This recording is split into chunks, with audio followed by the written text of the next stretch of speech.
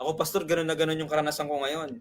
Na parang kapag nagbanggit ako ng teachings ni Jesus, na hiwalay doon sa kautusan, para bang nagtuturo ako ng labagin yung utos. Hindi naman. Yes.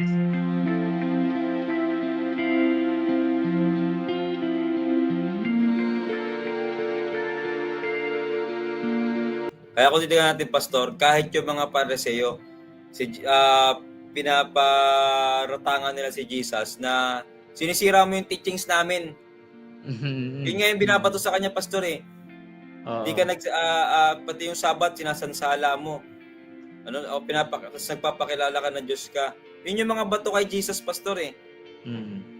Nasa baba ngayon yung pastor. Naman palagi. Ayun yung pastor. Sana magkaroon kayo ng konti lang naman na likot ng isip yun eh. Konting wisdom lang yung kailangan natin doon. Na ano ba yung nagiging reaksyon ng mga Pariseo, ng mga legalista kapag binabanggit yung mga ni Jesus, yung mga teachings niya. Ano ba yung reaksyon nila, pastor, di ba? Para sa kanila, sinisira ni Jesus yung mga kautusan, sinisira ni Jesus yung mga sinusunod ng mga Pariseo. Ako, pastor, gano'n na gano'n yung karanasan ko ngayon. Na parang kapag nagbanggit ako ng teachings ni Jesus, na hiwalay doon sa kautusan, para bang nagtuturo ako ng labagin yung utos. Hindi naman. Yes. Wala naman akong sinasabing labagin niyo yung utos. Wala akong sinasabing pumatay kayo. Wala akong sinasabing huwag kayong magsabat. Palagi yun accusation sa atin eh, no? Yes. Kayo ng accusation yung pastor.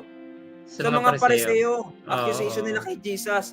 Kaya kaninong experience ngayon, mga kapatid, yung same kay Jesus, same kay Paul sa mga alagad. So it's for you to